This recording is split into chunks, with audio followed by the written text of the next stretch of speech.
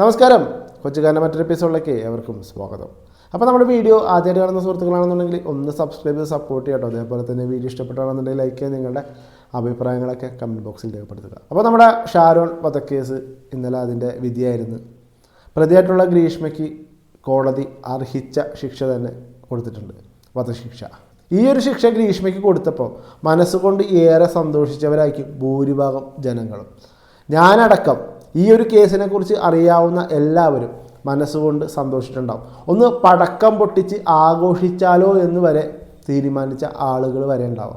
കാരണം അത്രയ്ക്ക് ക്രൂരതയാണ് ഈ പറയുന്ന ഗ്രീഷ്മ ഷാരോണിനോട് ചെയ്തിട്ടുള്ളത്. വിശ്വാസം കയ്യിലെടുത്ത് വഞ്ചിച്ച് ചതിച്ച് കഷായത്തിൽ കീടനാശിനി കലക്കി കൊടുത്ത് കൊന്നു. അത്രമാത്രം ക്രൂരമായിട്ടുള്ള കൊലപാതകം. ശരിക്കും പറഞ്ഞാൽ ഈ ഒരു പെൺകുട്ടി ഗ്രീഷ്മ ഒരു ബോൺ ക്രിമിനലാണെന്ന് ഈ പറയാം. കാരണം ഈ ഒരു ഷാരോണിനെ വധിക്കാൻ വേണ്ടിയിട്ട് ഗൂഗിളിൽ ഏറെ സെർച്ച് ചെയ്തതിന് ശേഷം മാത്രമാണ് ഈ ഒരു കൃത്യത്തിലോട്ട് കടന്നിട്ടുള്ളത്. അതാണ് ഞാൻ പറയുന്നത്, ഒരു ബോൺ ക്രിമിനൽ എന്ന് വേണമെങ്കിൽ വിളിക്കാം. അപ്പോൾ ഈ ഒരു വധശിക്ഷ കൊടുത്തതിന് ശേഷം നമ്മളെ 24-ലെ ഹാഷ്ബി അദ്ദേഹം കമാൽ പാഷയോട് ഈ ഒരു വധശിക്ഷയെക്കുറിച്ചുള്ള അഭിപ്രായം ചോദിക്കാൻ വേണ്ടിയിട്ട് വിളിക്കേണ്ടായി. അപ്പോൾ കമാൽ പാഷയുടെ വായിൽ നിന്നും വന്ന അദ്ദേഹം പറഞ്ഞ കുറച്ച് കാര്യങ്ങൾ സത്യം പറഞ്ഞാൽ അത് കേട്ടപ്പോൾ ഉണ്ടല്ലോ, അദ്ദേഹത്തോട് പുച്ഛമാണ് എനിക്ക് തോന്നിയത്. പുച്ഛം എന്ന് പറഞ്ഞാൽ അട്ടർ പുച്ഛം. ഒരിക്കലും ഇങ്ങനൊരു വ്യക്തിയുടെ നാവിൽ നിന്നും വരേണ്ട കാര്യങ്ങളല്ല അദ്ദേഹം പറഞ്ഞത്. അറ്റ്ലീസ്റ്റ് ഇതൊരു കോളിലൊക്കെ സൃഷ്ടിച്ച ഒരു കേസാണ്. ഈ പറഞ്ഞ ഷാരോൺ അദ്ദേഹത്തിൻ്റെ നല്ലൊരു പ്രായത്തിലാണ് അദ്ദേഹം മരണപ്പെട്ടത്. മരണപ്പെട്ടു എന്ന് പറയാൻ പറ്റത്തില്ല, വധിക്കപ്പെട്ടു. അത് വിശ്വസിപ്പിച്ച് ചതിച്ച് കൊന്നു എന്ന് വേണമെങ്കിൽ പറയാം.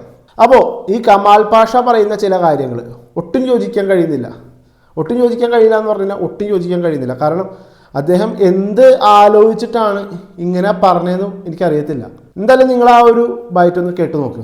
ശ്രീ കമാൽ പാഷ, ഈ വധശിക്ഷയെ തൂക്കുകയറിനെ അങ്ങ് കാണുന്നത് എങ്ങനെയാണ്? അല്ല, ഇപ്പൊ ഇതിലെ ജീവപര്യന്തല്ലേ കിട്ടിയേക്കുന്നേ? അല്ലല്ല, വധശിക്ഷ തൂക്കുകയറാണ്. വധശിക്ഷ കൊടുത്തേക്കുന്നു. അതില് വധശിക്ഷയാണ് സാർ, വധശിക്ഷയാണ്. വധശിക്ഷയാണെന്നുണ്ടെങ്കിൽ അത് കൂടുതലാണെന്നാണ് എന്റെ ഒരു അഭിപ്രായം. തന്നെ കഷായത്തിനകത്ത് വിഷം കലർത്തി അങ്ങ് കൊടുത്തതാണ്, കഷായം കൊടുത്തു. ഈ കഷായം വാങ്ങിച്ച് കുടിക്കാൻ പോയ എന്തിനാന്ന് നമ്മളൊന്ന് ആലോചിക്കണം. അങ്ങനെ കാര്യമുണ്ട്. എന്തുകൊണ്ടാണ് ഇദ്ദേഹം ഇങ്ങനെ പറയുന്നതാണ് ഇപ്പൊ ആലോചിക്കുന്നത്. കഷായം മേടിച്ച് കുടിച്ചതായി ഇപ്പൊ കുറ്റം. കഷായം എന്തിനു കുടിച്ചു? കഷായത്തിൽ കീടനാശിനി ഉണ്ടെന്ന് ഈ പാവം അറിഞ്ഞു കാണില്ല. കാരണം അത്രയ്ക്ക് വിശ്വാസമായിരുന്നു ഈ പറയുന്ന ഗ്രീഷ്മയെ. നമ്മൾ പലരും കേട്ട് കാണും. മരണക്കിടക്കയിൽ കിടക്കുമ്പോഴും ഈ ഗ്രീഷ്മയുടെ പേര് ഈ ഷാരോൺ പറഞ്ഞിട്ടില്ല. കാരണം അവൻ അത്രത്തോളം ഈ ഒരു പെൺകുട്ടിയെ സ്നേഹിച്ചിട്ടുണ്ടായിരുന്നു. അതുകൊണ്ടായിരിക്കണം ആ മരണക്കിടക്കയിൽ കിടക്കുമ്പോഴും ഗ്രീഷ്മയുടെ പേര് അവൻ പറയാതിരുന്നത്. അതാലോചിച്ചിട്ട് വേണം ഈ പറയുന്ന കമാൽ പാഷ താങ്കൾ ഉത്തരം പറയേണ്ടത്. അപ്പോൾ കഷായം കലക്കി കുടിച്ചത് കൊണ്ടാണ് പ്രശ്നമെന്ന് താങ്കൾ പറയരുത്. കഷായത്തിൽ കീടനാശിനി കലക്കിയ ഈ ഒരു ക്രിമിനലിന്റെ മൈൻഡ് ഒന്ന് ആലോചിച്ച് നോക്കണം. 1-2 പ്രാവശ്യമല്ല, ഇഞ്ചിഞ്ചായിട്ട് കൊല്ലാനാണ് ഇവള് പ്ലാൻ ചെയ്തിരുന്നത്. ഒരു ബോൺ ക്രിമിനലാണ് ഈ പറയുന്ന ഗ്രീഷ്മ. ആ ഒരു ഗ്രീഷ്മയെ താങ്കൾ സപ്പോർട്ട് ചെയ്യുമ്പോൾ സത്യത്തിൽ വിഷമം തോന്നുന്നുണ്ട്. വധശിക്ഷ കൂടിപ്പോയി എന്ന് പറയുന്നുണ്ട്. ഈ പറയുന്ന താങ്കളല്ലാതെ വേറെ ആരും പറയത്തില്ല വധശിക്ഷ കൂടിപ്പോയി എന്നുള്ളത്. എങ്ങനെ താങ്കളുടെ അടുത്തൊക്കെ ഒരു നീതിക്കായിട്ട് സാധാരണക്കാർ വരും? ഒന്ന് പറഞ്ഞതാ. ഇങ്ങനെയൊക്കെ വിളിച്ചു പോകുന്ന താങ്കളുടെ അടുത്ത് എങ്ങനെ ഒരു സാധാരണക്കാർ നീതിക്കായിട്ട് വരും? ഒന്ന് പറഞ്ഞ് മനസ്സിലാക്കിയ കൊള്ളായിരുന്നു. താങ്കളുടെ അഭിപ്രായം എന്തായാലും കലക്കി. ഇനി ബാക്കി കൂടെ നമുക്കൊന്ന് കേട്ടു നോക്കാം. കാരണം ഇത് വിളിച്ചു വരുത്തി അങ്ങനെ കൊന്നതാണ്. ഈ വിളിച്ചു വരുത്തി കൊല്ലാൻ ഇടയായത് എന്താണ്? ഇതിന്റെ കാരണം ഇതിന് വേറെ ഒരു കല്യാണാലോചന വന്നു. ഒരു സൈനികനുമായിട്ട് അങ്ങാണ്ടുള്ള കല്യാണാലോചന വന്നു കഴിഞ്ഞപ്പോ ഇവന് ഈ പെണ്ണിനെ വിടാൻ പറ്റത്തില്ല. ഇവന്റെ കയ്യില് ഇതിന്റെ ആയിട്ടുള്ള കോംപ്രമൈസിങ് പൊസിഷനുള്ള ഏതോ ഫോട്ടോകളോ 5-6 ബിറ്റ്സ് എങ്ങാണ്ട് ഉണ്ടായിരുന്നു കേട്ടോ. അത് വെച്ചുകൊണ്ട് ഇതിനെ ഭീഷണിപ്പെടുത്താൻ തുടങ്ങി. അവസാനം ഇവളങ്ങ് തീരുമാനിച്ചു ഇവനെ അങ്ങ് തട്ടിയേക്കാന്ന്. അതെന്തായാലും കലക്കി. ഇപ്പോൾ താങ്കൾ ഈ പറഞ്ഞ കാര്യങ്ങൾ താങ്കൾ നേരെ ഗ്രീഷ്മയുടെ അടുത്ത് പോയി കേട്ട് മനസ്സിലാക്കിയതാണോ, അല്ലെങ്കിൽ താങ്കൾ ഏതെങ്കിലും സിനിമയ്ക്ക് കഥ എഴുതുന്നുണ്ടോ? എന്തായാലും ഇത്തരം ഫോട്ടോസുകൾ ഈ പറയുന്ന ഷാരോണിന്റെ കയ്യിലുണ്ടെന്നുണ്ടെങ്കിൽ എന്തുകൊണ്ട് ഗ്രീഷ്മയ്ക്ക് പോലീസിനെ സമീപിച്ചുകൂടാ? ഒരു 15 സെക്കൻഡ് ഒരാണ് ഒരു പെണ്ണിനെ നോക്കിക്കഴിഞ്ഞാൽ കേസാവുന്ന നാടാണ് നമ്മുടേത്. അപ്പോൾ എന്തുകൊണ്ട് ഇത്തരം കാര്യങ്ങളൊക്കെ ഒരു പയ്യൻ്റെ കയ്യിലുണ്ട്, ബ്ലാക്ക്മെയിൽ ചെയ്യുന്നുണ്ടെന്നുണ്ടെങ്കിൽ എന്തുകൊണ്ട് പോലീസിൻ്റെ അടുത്ത് ചെന്നുകൂടാ? അല്ലാതെ വിഷം കലക്കി കൊന്നുകളയലാണോ ഇതിനൊക്കെ ഒരു പരിഹാരം? അങ്ങനെയാണെന്നുണ്ടെങ്കിൽ നമ്മുടെ നാട്ടിലെ നിയമവും നീതിയൊക്കെ എന്തിനാണ്? പോലീസും കോടതിയൊക്കെ എന്തിനാണ്? പറ. താങ്കൾ പറഞ്ഞൊരു കാര്യം അങ്ങനെയൊക്കെ ഒരു ഫോട്ടോസൊക്കെ ഉണ്ടായിരുന്നു. അതുകൊണ്ട് അങ്ങ് തട്ടിക്കളഞ്ഞേക്കാമെന്ന് തീരുമാനിച്ചു, അങ്ങ് തട്ടിക്കളഞ്ഞു. വളരെ സിമ്പിളായിട്ടാണ് താങ്കൾ ഈ പറയുന്നത്. താങ്കൾക്ക് വേണ്ടപ്പെട്ടവർക്കാണ് ഇങ്ങനൊരു സ്ഥിതി വന്നിരുന്നെങ്കിൽ താങ്കൾ ഇങ്ങനെ പറയുമായിരുന്നോ?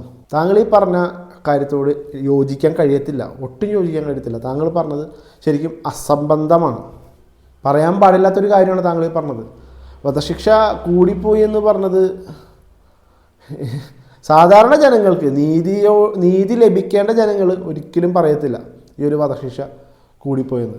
കുറഞ്ഞു പോയെന്നേ പറയുള്ളൂ. ഞാൻ പറയില്ലേ, നരകിപ്പിച്ച് ഈ പറഞ്ഞ ഷാരോൺ, ഈ കോടതി മുറിയിൽ വെച്ച് ജഡ്ജി എന്താ പറഞ്ഞത്?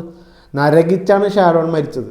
അതേപോലെ തന്നെ ഈ പറയുന്ന ഗ്രീഷ്മയും നരകിപ്പിച്ച് വധശിക്ഷ നടപ്പാക്കണം എന്നാണ് ഞാൻ പറയുന്നത്. ഈ കീടനാശിനി കഴിച്ച് അവയവങ്ങളൊക്കെ നശിച്ചുപോയി, ഇൻഫെക്ഷനായി. അതിനുശേഷമാണ് ഈ ഷാരോൺ മരണപ്പെടുന്നത്. പത്രത്തോളം വേദന സഹിച്ചിട്ട് പോലും ഈ പറയുന്ന ഗ്രീഷ്മയുടെ പേര് അവൻ പറഞ്ഞിട്ടില്ല. അത്ര വിശ്വാസമായിരുന്നു അവളെ. അത്രയും വിശ്വാസം അവൾ കയ്യിലെടുത്തുകൊണ്ടാണ് ഈ ഷാരോണിനെ വധിച്ചിട്ടുള്ളത്. അതാണ് ഞാൻ പറഞ്ഞത്, ഒരിക്കലും വധശിക്ഷ എന്ന് പറയരുത്, നരകിപ്പിച്ച് വധശിക്ഷ നടപ്പിലാക്കണം. അതെന്തായാലും നമ്മുടെ ഈ ഒരു നിയമത്തിൽ നടക്കുമോ എന്നുള്ളത് ഇനി കണ്ടറിയേണ്ടിയിരിക്കുന്നു. കാരണം മേൽക്കോടതികൾ ഇനി ഇരിക്കുകയാണ്. നമുക്ക് പഴയ കേസിലേക്ക് പോകുകയാണെന്നുണ്ടെങ്കിൽ സൗമ്യ വധക്കേസ് ഇതൊക്കെ തന്നെയായിരുന്നു. വധശിക്ഷ വിധിച്ചിട്ടും മേൽക്കോടതികളിലേക്ക് പോകും തോറും ഇളവുകൾ കൊടുത്ത് ഈ പറയുന്ന പ്രതികളെ തീറ്റിപ്പോറ്റി നല്ല തണ്ടും തടിയൊക്കെ ഉണ്ടാക്കി നിർത്തിയിരിക്കുകയാണ്. ഇനിയിപ്പോൾ പുറത്തിറങ്ങി കഴിഞ്ഞ് കഴിഞ്ഞാൽ വീണ്ടും കൊലപാതകങ്ങളോ ഇതുപോലുള്ള പ്രവർത്തികളൊക്കെ ചെയ്യാനായിട്ട് നമ്മുടെ നാട്ടിലെ നിയമം തന്നെ ഇവരെ എന്താ പറയുക, വാർത്തെടുക്കുകയാണ് എന്ന് വേണമെങ്കിൽ പറയാം. എന്തായാലും എൻ്റെ പൊന്നെ കമാലണ്ണ, താങ്കൾ പറഞ്ഞ കാര്യത്തോട് തീരെ യോജിക്കാൻ കഴിയത്തില്ല. എനിക്ക് മാത്രമല്ല, ഈ നാട്ടിലെ നിയമത്തെ വിശ്വസിക്കുന്ന എല്ലാ ജനങ്ങൾക്കും താങ്കളുടെ ഈ ഒരു വാക്ക് അല്ലെങ്കിൽ താങ്കളുടെ ഈ ഒരു പ്രസ്താവന തീർത്തും അസംബന്ധമാണ്, പുച്ഛമായിട്ടാണ് തോന്നുന്നത്.